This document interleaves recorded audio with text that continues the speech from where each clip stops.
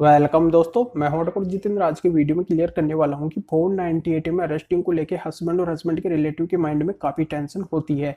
जब उनके ऊपर एफआईआर कंप्लेंट 498 की हो जाती है तो वो काफ़ी घबरा जाते हैं। उनकी ये धारणा हो जाती है कि अब उनको पुलिस गिरफ्तार करेगी, उनको जेल में डालेगी, इसलिए वो क्या करते हैं, एंटीसिपेटरी अग्रिम जमानत लेने के लिए भगते हैं। तो क्या उनको अग्रिम जमानत लेना चाहिए या फिर नहीं लेना चाहिए, यह बात भी क्लियर करूंगा। साथ में माननीय सुप्रीम कोर्ट का जजमेंट बताऊंगा, एक हाई कोर्ट का जजमेंट बताऊंगा, जिनमें अरेस्टिंग को लेके क्या क्या बातें हस्बैंड के फेवर में कही गई हैं। दोनों जजमेंट बहुत ही इंपॉर्टेंट है, तो बिल्कुल अंत तक मेरे साथ इस वीडियो में बने रहिए। पूरा का पूरा वीडियो ही बहुत इंपॉर्टेंट है। उससे पहले बता दो, इस चैनल को सब्सक्राइब नहीं किया तो सब्सक्राइब ही कीजिए, बेल आइकन दबाइए, वीडियो को लाइक करके शेयर कर दीजिए। मेरे से कोई बात करना चाहते हैं, कोई भी लीगल प्रॉब्लम है तो वीडियो के डिस्क्रिप्शन में नंबर दिए गए हैं, अपॉइंटमेंट लेकर डायरेक्ट मेरे से कॉल के ऊपर बात कर सकते हैं, अपनी लीगल प्रॉब्लम का सॉल्यूशन पा सकते हैं। तो चलिए शुरू करते हैं।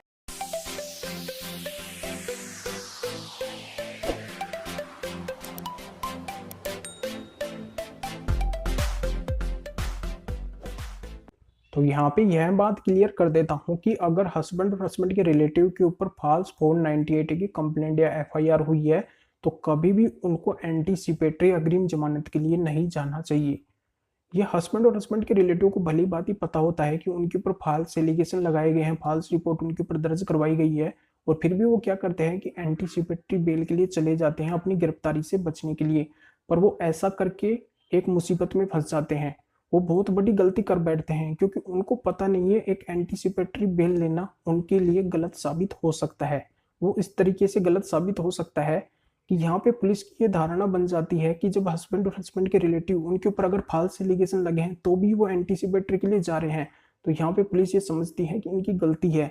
इस गलती से बचने के लिए, वो अपनी गिरफ्तारी से बचने के लिए, क्योंकि उन्होंने गलती की है इसलिए वो एंटीसिपेटरी बेल के लिए जा रहे हैं, तो पुलिस क्या करती है, उनको मुजरिम बना देती है। और यहाँ पे हस्बैंड हस्बैंड के रिलेटिव को मुजरिम बनाते हुए उनकी चार्जशीट वगैरह सब कुछ तैयार करके कोर्ट में पुलिस पेश कर देती है, जिससे उनका ट्रायल वगैरह चलने लगता है। बहुत लंबा प्रोसीजर हो जाता है, जल्दी से उनका नाम नहीं निकल पाता है, वो बुरी तरह से फंस जाते हैं एंटीसिपेटरी बेल लेके। इस सिचुएशन में यहाँ पे यह सवाल भी निकल के आता है कि सर, अगर हम 498 में एंटीसिपेटरी बेल नहीं लेते हैं, पुलिस हमको गिरफ्तार कर लेती है, तो हम क्या करें। तो इस कंडीशन में यहाँ पे मैं क्लियर कर देता हूँ कि अगर आपके ऊपर फॉल्स एलिगेशन लगे हैं, 498 की फॉल्स कंप्लेंट वगैरह आपके ऊपर दर्ज हुई है, तो पुलिस आपको अरेस्ट वगैरह नहीं करेगी। आपको क्या करना है कि पुलिस के सामने अपनी बात रखनी है, बेझिझक हो कि आपको वहाँ पे जाना है। अगर पुलिस आपको बुलाती है तो वहाँ पे आपको जाना है, कभी नहीं घबराना है। आपके पास में अगर कुछ एविडेंस या विटनेस है तो उनके बारे में भी आप वहाँ पे जिक्र कर सकते हैं, और यहाँ पे बता सकते हैं कि आपके ऊपर ये पूरे पूरे जितने भी एलिगेशन लगे हैं, फॉल्स लगे हैं, मनगढ़ंत कहानियां आपके ऊपर बनाई गई है, आपको फंसाया गया है, जबकि ऐसा मैंने कुछ भी नहीं किया है, नहीं मेरे कुछ रिलेटिव वगैरह ने किया है। और यहाँ पे रिलेटिव तो काफ़ी दूर हमसे रहते हैं।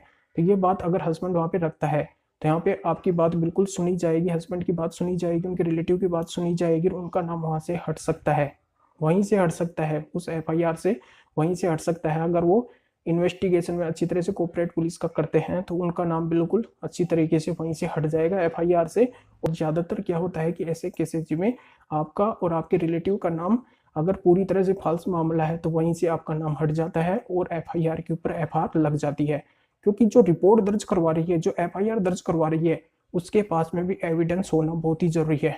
उसके पास में भी एविडेंस होने चाहिए, क्योंकि बिना एविडेंस के कोई भी मामला आगे नहीं बढ़ता है। ये आपको भली बात ही पता है कि आपके ऊपर फॉल्स एलिगेशन लगे हैं, फॉल्स रिपोर्ट दर्ज कराई गई है, तो उस फॉल्स रिपोर्ट या फॉल्स एफआईआर की कोई भी कोई भी विटनेस और कोई भी एविडेंस वगैरह नहीं होगी वाइफ के पास में भी, इसलिए उसका केस भी आगे रन नहीं कर सकता है। तो इस बात से आपको घबराना नहीं है, और यहाँ पे एंटीसिपेटरी के लिए नहीं जाना है।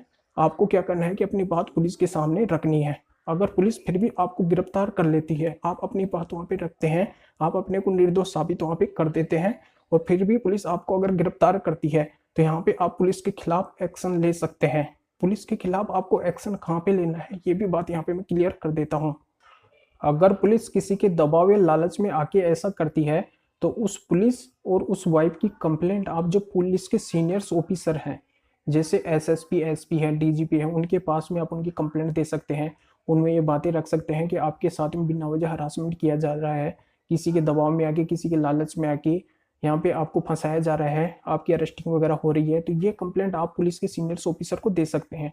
अगर वहाँ से भी आपको निजात नहीं मिलती है, वहाँ से भी आपको राहत नहीं मिलती है, तो आपको जाना है कोर्ट में, वहाँ पे मिलना है आपको वकील साहब से, और वकील साहब को आपकी पूरी घटना बता देनी है। फिर वकील साहब क्या करेंगे, IPC 166 और जो भी करते हैं यहाँ पे पुलिस और वाइफ आपके साथ में कर रही है, मनगढ़ंत कहानियां वगैरह आपके खिलाफ बनाई जा रही है, आपको फंसाया जा रहा है, वो जितने भी सेक्शन बनते हैं वो सभी सेक्शन वकील साहब वहाँ से लगवा देंगे। कोर्ट से डायरेक्ट पुलिस और वाइफ के खिलाफ कंप्लेंट दर्ज हो जाएगी, और यहाँ पे कंटेम्प्ट ऑफ कोर्ट भी पुलिस के ऊपर लग जाएगा। और साथ में अगर वहाँ से भी आपको राहत नहीं मिलती है तो आप अपनी गिरफ्तारी से बचने के लिए माननीय सुप्रीम कोर्ट तक जा सकते हैं। आर्टिकल 32 के अंतर्गत, आर्टिकल 32 के अंतर्गत आप अपनी गिरफ्तारी से बचने के लिए माननीय सुप्रीम कोर्ट तक का रास्ता देख सकते हैं, माननीय सुप्रीम कोर्ट तक का दरवाजा खटखटा सकते हैं।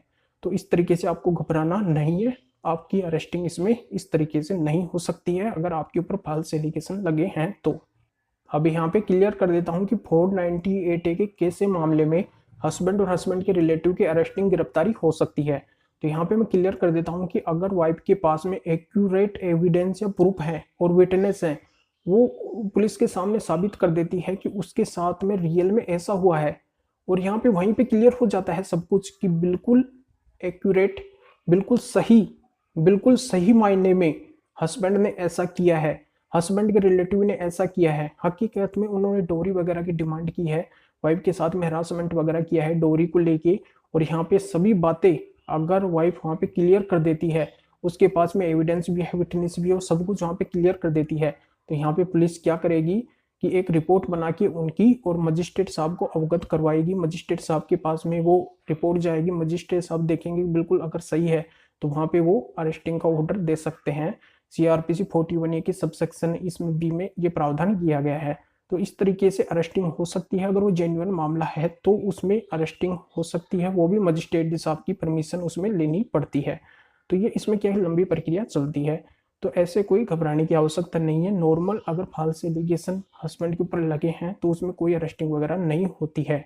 इसमें माननीय सुप्रीम कोर्ट का जजमेंट भी है, Anish Kumar versus state of Bihar का जजमेंट है। इसमें माननीय सुप्रीम कोर्ट ने साफ साफ क्लियर किया है कि इसमें ऐसे मामले में जिसमें 7 वर्ष से कम सजा का प्रावधान है, ऐसे मामले में क्या करना चाहिए, पुलिस को CRPC 41A का नोटिस देना चाहिए, उसकी इन्वेस्टिगेशन वगैरह होनी चाहिए, जब तक आवश्यक नहीं हो किसी की गिरफ्तारी वगैरह ऐसे मामलों में नहीं होनी चाहिए। अभी हाल ही में इलाहाबाद हाई कोर्ट ने भी एक जजमेंट दिया है, विनमार वर्सेज स्टेट ऑफ UP का ये जजमेंट है।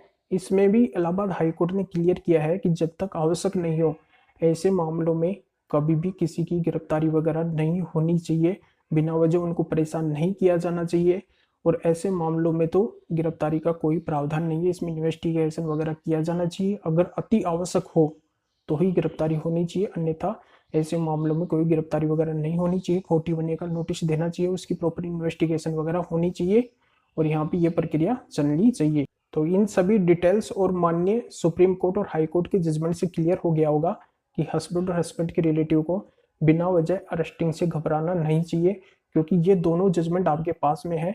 इन दोनों जजमेंट की डिटेल मैं इस वीडियो के डिस्क्रिप्शन में दे रहा हूँ, पूरा PDF दे रहा हूँ, वहां से आप इसको अच्छी तरह से रीड करके, अगर आपका भी ऐसा मामला है, पुलिस आपको बिना वजह परेशान करिए, आपके ऊपर फॉल्स एलिगेशन लगे हैं, तो आपकी अरेस्टिंग वगैरह नहीं हो सकती है।